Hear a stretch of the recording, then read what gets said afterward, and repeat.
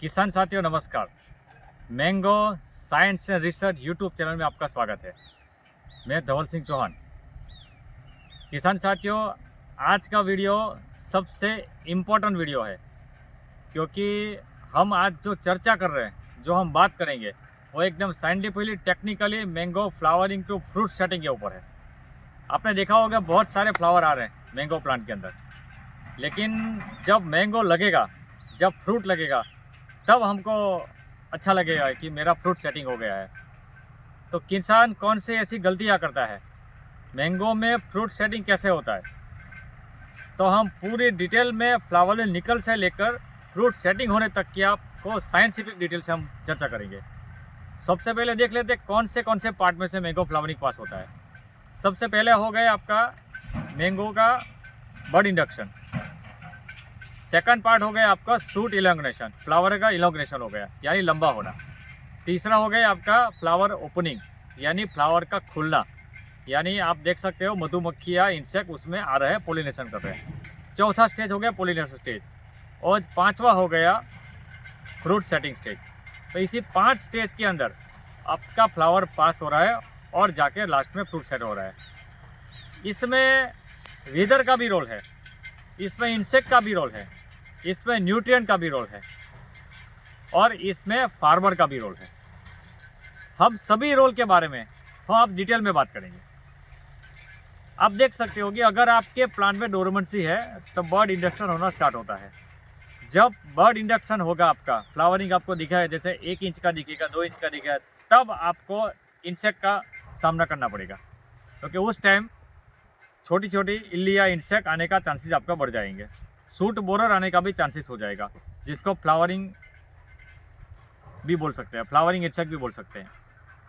उस टाइम आपके पास जो कंडीशन होती है, वो एक मेजर चीज़ होती है कि आपको फ्लावरिंग को जितना हो सके उतना लंबे से आपको आगे ले जाने का। जितना लेंथ में आपका फ्लावरिंग आएगा, उतना ही पोलन आपके अंदर ज़्यादा होगा, उतना ही आपका मेल हर्मेफिडियस फ्लावर आपके बढ़ने के चांसेस है।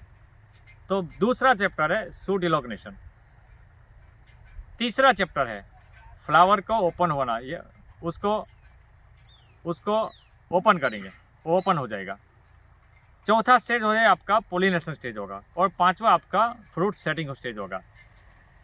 तो जब आपका फ्लावरिंग निकलने की शुरुआत हो गई है, तब आपको पानी के ऊपर कंट्रोल रखना है, नाइट्रोजन के ऊपर भी कंट्रोल रखना है, क्योंकि अगर उस टाइम आपका नाइट्रोजन लेवल बढ़ गया तो आपके फ्लावरिंग के अंदर पत्ते भी आ सकते हैं।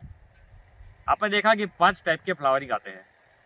एक VF ट्रांजिट फ्लावर, यानी कि सबसे पहले वेजिटेटिव ग्रोथ होगा, उसके बाद आपका फ्लावर निकलेगा। दूसरा होता है FE ट्रांजिशन फ्लावर, पैसे आपका फ्लावरिंग पहले आएगा, उसके बाद पत्ते भी आ जाएंगे। आप ये आपको सोच के थोड़ा ये होगा कि मेरे फ्लावर आ रहे हैं और साथ में पत्ते भी आ रहे हैं, तो वेजिटेटिव ग्रोथ दोनों में होगा। इससे होगा FE फ्लावर बोलते हैं और VF फ्लावर भी बोलते हैं। कौन सा पहले तो उसके ऊपर डिपेंड है। अब ये क्यों आता है, वो आपको पानी की कंडीशन, हार्मोनल चेंजेस हो रहे हैं, इसकी वजह से हो रहा है। तो आपको पानी का कंट्रोल रखना है, नाइट्रोजन का कंट्रोल रखना है। तीसरा फ्लावर होता है मिक्स सूट, यानी फ्लावरिंग के साथ पत्ते भी आ रहे हैं, एक फ्लावरिंग का नोड आ रहा है, एक पत्ते का आ रहा है, एक पत्ता है, एक फ्लावरिंग आ रहा है। तीसरी टाइप का फ्लावर। चौथी टाइप का फ्लावर चैमरिक फ्लावर है, एक साइड सारे पत्ते आ रहे हैं, दूसरे साइड पूरा फ्लावर आ रहा है। पांचवा है जनरेटिव फ्लावर।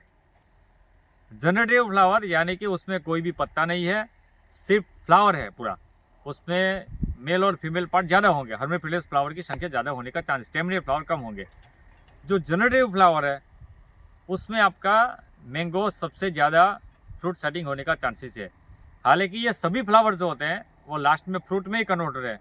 एक लास्ट सूट जो होती है वेजिटेटिव ग्रोथ जिसको बोलते हैं, जिसमें फ्लावरिंग का कोई सिम्टम्स नहीं होता, वो आपके नई सूट में कन्वर्ट हो सकती है। लेकिन बाकी सारे जो अगर आप मैनेजमेंट सही तरीके करोगे तो वो ये सभी फ्लावर आपके फ्रूट सेटिंग में कन्वर्ट हो सकते हैं। तो आप हो सकते हो जब आप इलॉन्गेशन हो रहा है आपका, तो आपको नाइट्रोजन की अगेंस्ट में पोटेशियम रेशियो को इंक्रीज करना है।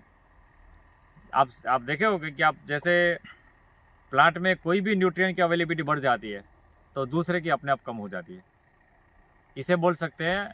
और आपके एक हद से ज़्यादा बढ़ गए तो टॉक्सिक भी होता है प्लांट के लिए। तो 13-0-45 NPK 130045। जो रोल है वो यही रोल है इसका कि नाइट्रोजन की अगेंस्ट में 3 गुना पोटेशियम कर रहे हो तो फ्लावरिंग ज़्यादा फास्ट इनिशिएट आपका हो रहा है। आजकल कॉम्प्लेक्स फर्टिलाइजर मिल रहे हैं, जैसे 9 27 18 मिल रहे हैं, 8 24 24 मिल रहे हैं। वाटर सोल्यूबल ग्रेड के जो फर्टिलाइजर हैं आपको उसका स्प्रे आप कर सकते हैं, एक यूनिफॉर्म फ्लावरिंग आप ले सकते हो। जैसे आपको मालूम है कि अनवांटेड बारिश हो गई और आपकी अभी फ्लावरिंग अभी निकल रहे हैं, तो अगर ग्रोथ में नहीं निकलना है तो आपको पोटेशियम रेशियो आपको इंक्रीज करना है। तो ये हो गया आपका सूट एलोगनेशन। किस टाइप से आप कर रहे हो। तीसरा स्टेप हो गया आपका ओपन फ्लावर। याद रहिए पहला और दूसरा जो स्टेज है उसमें आप इंसेक्ट का कंट्रोल कर सकते हो। जब फ्लावर ओपन होगा उसके साथ एक पोलिनेशन भी स्टार्ट होगा आपका। जब आपका पोलिनेशन स्टार्ट होगा तो इंसेक्टिसाइड आपको बंद करना है, या in case of any emergency में ही आपको यूज़ करना है।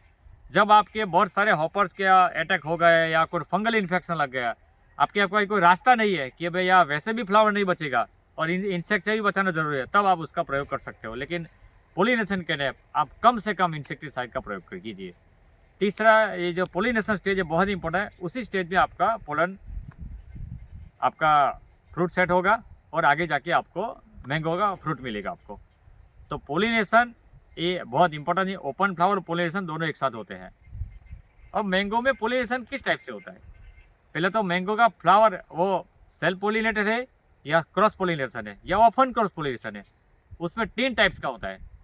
सेल्फ पोलिनेशन को उसी को बोला जाता है जिसमें 95% उसी का फ्लावर उसी के ऊपर आपको उसको पोलिनेट कर। जैसे यहाँ पे कोई फ्लावर आ रहा है तो यहाँ से ही वो पोलिनेट हो रहा है, तो उसको सेल्फ पोलिनेशन। 95% जिस क्रॉप में ऐसा हो रहा है उसको सेल्फ पोलिनेशन क्रॉप पे रखें, लेकिन मैंगो में ये नहीं हो रहा है। क्रॉस पोलिनेशन में क्या होगा कि यहाँ का फ्लावर का पोलन और किसी दूसरे फ्लावर में अगर जा रहा है तो जीनेटिकली वो सेम है, जीनोटाइप सेम है उसका, लेकिन पोलिनेशन यहाँ पे हो रहा है और उसको बोलते हैं क्रॉस पोलिनेशन। लेकिन अगर ये फ्लावर इसका पोलन अगर एक्सेप्ट कर रहा है तो बाजू वाले प्लांट का भी पोलन एक्सेप्ट करेगा, तो उसमें कोई प्रॉब्लम तो है नहीं। तो इस टाइप के जो फ्लावर होते हैं जो आजू बाजू के प्लांट के पोलन भी उस पर आ रहे हैं, खुद के पोलन भी एक फ्लावर के दूसरे फ्लावर में जा रहे हैं, तो उस टाइप का जो पोलिनेशन है उसको क्रॉस पोलिनेशन बोलते हैं। और मैंगो में अक्सर क्रॉस पोलिनेशन ही होता है। इसीलिए जो बीज होती है, हाउस फ्लाई होती है, मधुमक्खी होती है, और एक दूसरे जब पोलन लाती है और दूसरे में इम्पैक्ट करती है तो स्टिग्मा, तो जो इस टाइप का जो पोलिनेशन है उसको क्रॉस पोलिनेशन बोला जाता है।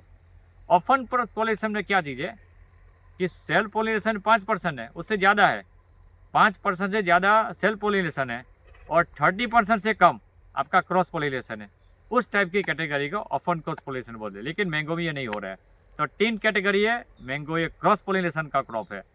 तो इस टाइप्स के क्रॉप के अंदर जो इंसेक्ट है उनका बहुत बड़ा रोल है। मैंने इसीलिए ये बताया आपके टाइप्स ऑफ पोलिनेशन कि आप अगर किसी भी दवाई का छिड़काव करोगे तो ये हमारा हाउस फ्लाई मर जाएंगी, पोलिनेटर सब खत्म हो जाएंगे, मधुमक्खियाँ खत्म हो जाएगी। तो इस टाइप से आप पोलिनेशन होगा नहीं, आपको सबसे कम फ्रूट सेटिंग आपको मिलेगा। अगर आपने मधुमक्खी का बॉक्स भी रखा है तो इनका जो फिजियोलॉजी होता है, अगर आपको इंसेक्टिसाइड किसी भी तरह से आपको ज़रूरत पड़ गई छांटने की, लेकिन हम लगाते नहीं है, लेकिन ज़रूर भी पड़ गई, तो अगले दिन रात को आपको इसका बॉक्स का डोर बंद करना है, दूसरे दिन स्प्रे करना है और तीसरे दिन सूर्योदय होने से पहले आपको उसको खोलना है। दिन के टाइम आप नहीं खोल सकते, लेकिन वो काफ़ी गुस्से में हो जाएगी, हो सकता है आपको उसको काट भी ले। तो ये याद रखिए, बहुत कम आपको इंसेक्टिसाइड का प्रयोग करना है। तो पोलिनेशन एक बहुत ही इम्पोर्टेंट पैरामीटर है मैंगो फ्रूट सेटिंग के लिए। बाद में आपका फ्रूट सेटिंग होगा। फ्रूट सेटिंग होगा तो न्यूट्रिएंट की अवेलेबिलिटी कैसी रहेगी। अब ये इंपॉर्टेंट चीज़ यहाँ स्टार्ट होती है।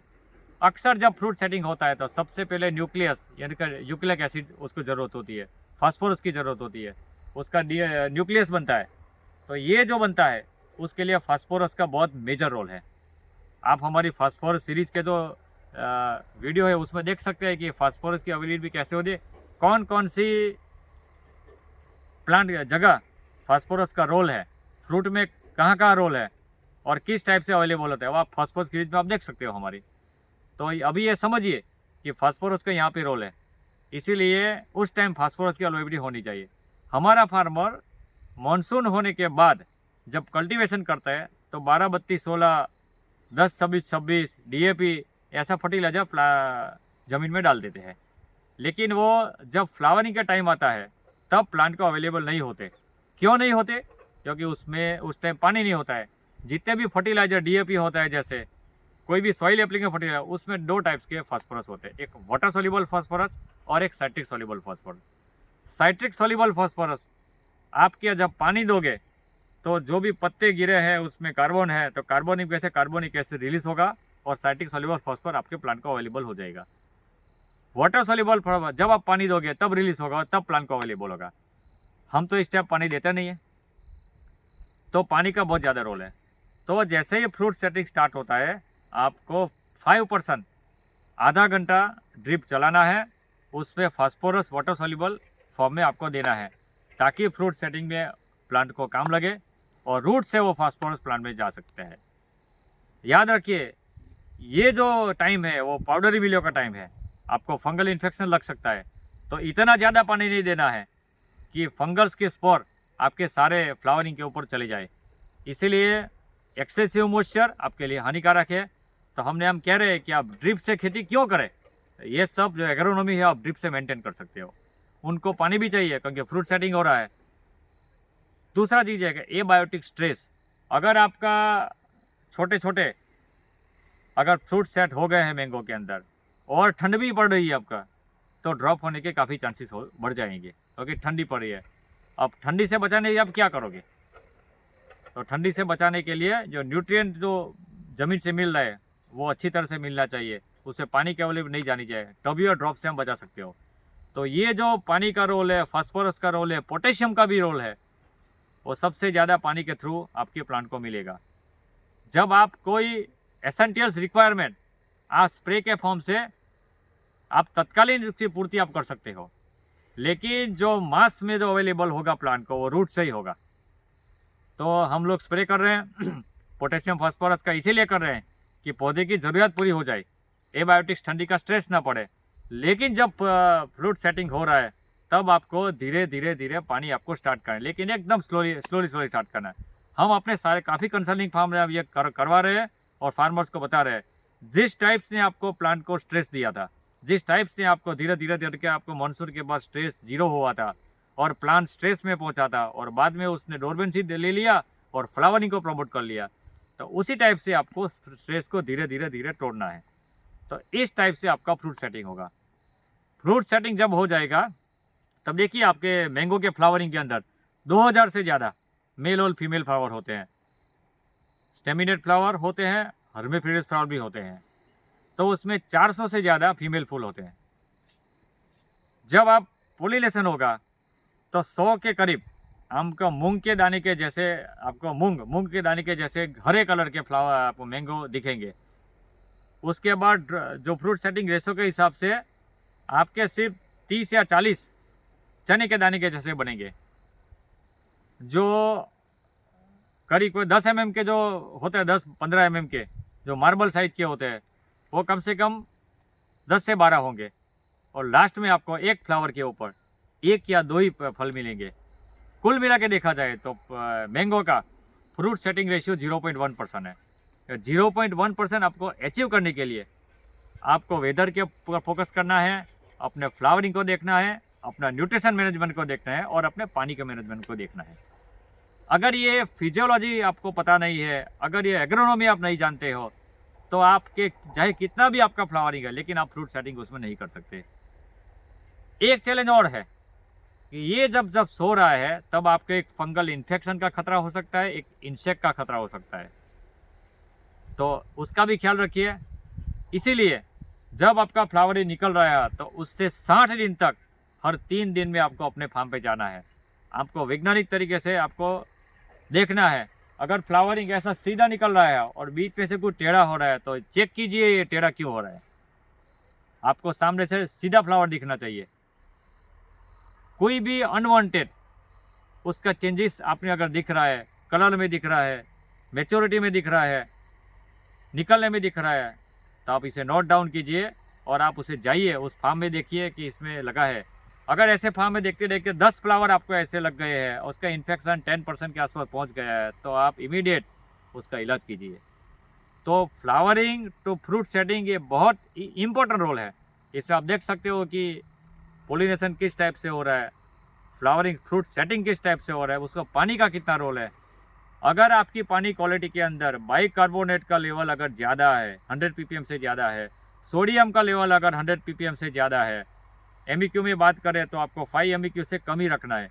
अगर ज़्यादा हो गया तो यह फ्रूट सेटिंग में डिस्टर्बेंस होगा ही, आपका 100% हो जाएगा, क्योंकि अवेलेबिलिटी न्यूट्रन का नहीं होगा। अगर सोडियम ज़्यादा बढ़ गया, बाइकार्बोनेट ज़्यादा बढ़ गया। गुजरात में जितने भी प्रॉब्लम, मैंने बहुत सारे फार्मर की रिपोर्ट देखे हैं, या तो RSC पानी का हाई होता है, यानी उसमें बाइकार्बोनेट लेवल हाई होता है, या उसका सोडियम हाई होता है। दोनों जाकर के ज़मीन में सॉल्ट का एक्यूमुलेशन बढ़ाते हैं, रूट का ऑस्मोटिक प्रेशर हाई करते हैं, कैल्शियम अवेलेबिलिटी को कम कर देते हैं। जो फ्रूट सेटिंग हो रहा है तब प्लांट का 50% कैल्शियम उस टाइम यूज़ होगा। प्लांट के अंदर 40% बोरॉन, जो पूरे साल की रिक्वायरमेंट है, उसमें 40% सिर्फ फ्लावरिंग और फ्रूट सेटिंग के टाइम होती है। तो 2 स्प्रे आपको बोरॉन का भी लेना है। बोरॉन का स्प्रे आपको एक फ्रूट सेटिंग के टाइम लेना है, और फ्रूट सेटिंग हो जाने के बाद भी आपको लेना है एक। तीसरा, उसमें पोटेशियम का भी रोल होता है। नाइट्रोजन का परसेंटेज लेस देन 10% रहता है आपका, ज़रूरत पड़ेगा तो, क्योंकि 10% नाइट्रोजन आपकी ज़मीन का कार्बन ही आपको दे देगा, उतना तो उनके पास है, कोई प्रॉब्लम नहीं है उसमें। लेकिन आप उसको कंट्रोल रखिए।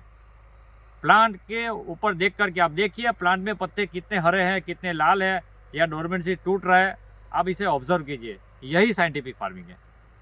मैं सौराष्ट्र में देख रहा हूँ, काफ़ी सारे लोग बोल रहे हैं कि वेदर का रोल है, बहुत सारे एटमोसफेयर चेंज हो गए हैं, हमारा फ्रूट सेट नहीं हो रहा है, हमारा ये नहीं हो रहा है। लेकिन हर एक खेती में ये चैलेंज है।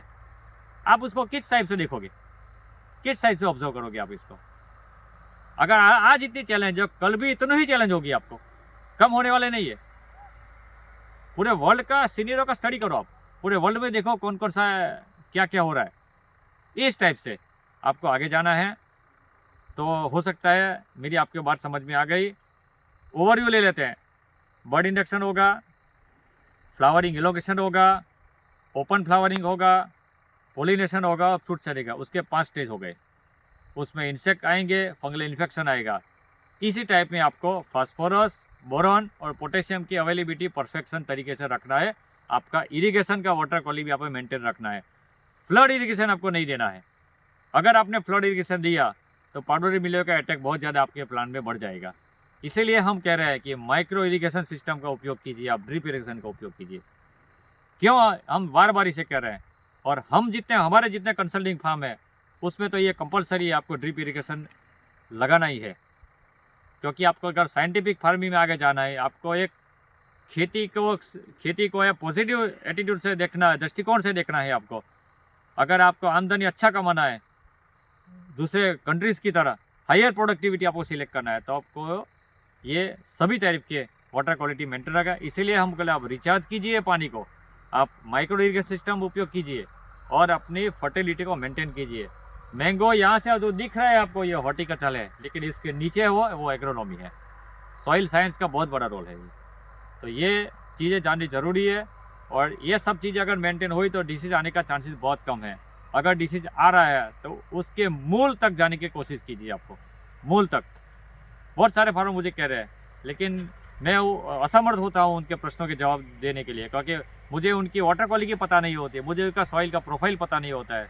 तो अगर ये आ रहा है तो क्या रूट मेन रीज़न क्या है, उसके लिए मुझे उनका डेटा चाहिए। मैं बहुत सारे फार्मर को मना कर देता हूँ कि भाई आपके पास आपके डेटा अवेलेबल नहीं है तो मैं आपको नहीं दे सकता कोई एडवाइस। तो ये सब चीज़ ध्यान में रखिए। आपका ज़मीन का प्रोफाइल अगर आपको नहीं पता है, अगर आपका पानी का क्वालिटी आपको नहीं पता है, तो कोई भी एग्रोनॉमिस्ट आपका कुछ भी एडवाइस नहीं कर सकता। अगर कोई कर ही रहा है तो उससे आपको ज़्यादा कुछ फ़ायदे होने वाला नहीं है। तो मैं सोचता हूँ काफ़ी लेबोरेटरी गुजरात में है, आप अच्छे से लेबोरेटरी करके अपना प्रोफाइल के साथ आप आगे बढ़िए।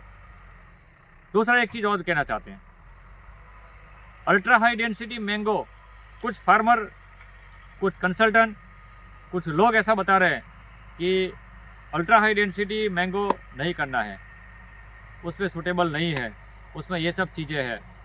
XYZ पूरे मैंने काफ़ी सारे मुंह से सुना है, लेकिन हम गारंटी के साथ बोल सकते हैं कि फार्मर को ये सब चीज़ें मेंटेन करना ही है। अगर आपको हाईएस्ट प्रोडक्टिविटी जाना है, मेरे पास ऑथेंटिक डेटा है सबका। 1 हेक्टर के अंदर आप 15 ton, 24 ton, 40 ton, 43 ton, 53 ton per hectare का डेटा मेरे पास है। ऑथेंटिक डेटा है मेरे पास। किस कंट्री ने किस टाइम लिया था, उसमें क्या प्रैक्टिस किया था। मैं 30 कंट्री से बात करता हूँ, मैं काफ़ी सारी कंट्री से मेरा ताल्लुक है, तो ऐसा कुछ नहीं है। आप किसी भी गलती में बताइए। ये अल्ट्रा रेंसिटी का मैंगो है, तो आप इसको देख सकते हो आप इसमें कि इसका हेड हाइट कितना है, इसका एंगल कितना है, इसकी लेंथ कितनी है, सूट लेंथ हमने कितना है, क्या एंगल रखा है, ये सब देखो कि इसमें एरिएशन कितना है, हवा कितनी पास होती है। अब देखिए, ये कोई ऐसा नहीं है कि हमने ये उग गया बना दे। देखो इसमें प्रूनिंग क्या है, अब देखो यहाँ पे ये फर्स्ट प्रूनिंग है, सेकंड प्रूनिंग है, थर्ड प्रूनिंग है, इसका सबका कैलकुलेशन है। अब देखो यहाँ तक कैलकुलेशन है। तो मैंगो प्लांट के अंदर अगर किसी को समझ में नहीं आ रहा है तो उसको या तो समझने की ज़रूरत है या उसको अपने नॉलेज को इम्प्रूव कीजिए। लेकिन अगर आप 1250 प्लांट लगा रहे हैं या 1600 प्लांट लगा रहे हैं तो आपको एक पौधे से अगर 10 kg भी आपको मिल गया ना, तो 16 टन आपका प्रोडक्शन हो सकता है या 12 टन प्रोडक्शन हो सकता है। 12 टन प्रोडक्शन आज की तारीख में कन्वेंशनल फार्म में क्या होता है, नहीं होता है, डिक्लाइन हो गया सब। दूसरा, इसका रूट सिस्टम आपके कंट्रोल में होगा। हम अपना next video ultra high density की पूरी डिटेल के साथ होगा, बहुत लंबा वीडियो होगा, उसमें सारा हम फार्म को ओपन करके रखेंगे आपके सामने कि क्या इसकी फिजियोलॉजी है। फार्मर को अगर फार्मिंग करना है तो सब चीज़ करना पड़ेगा। वो बोल रहे हैं कि हमसे मेंटेन नहीं होता, तो क्यों नहीं होता? अगर आपको खेती करना तो मेंटेन करना ही पड़ेगा। तो ये सब चीज़ें आप समझिए और खेती को अंडरस्टैंडिंग के साथ आगे बढ़ाइए। ऐसा नहीं है उसने किया हमें करना है, नहीं, आप समझ के आगे बढ़िए, आपको कभी भी लॉस नहीं आएगा। धवल सिंह चौहान, निष्ठा साइंटिफिक हॉर्टिकल्चर कंसल्टेंसी, भरूच।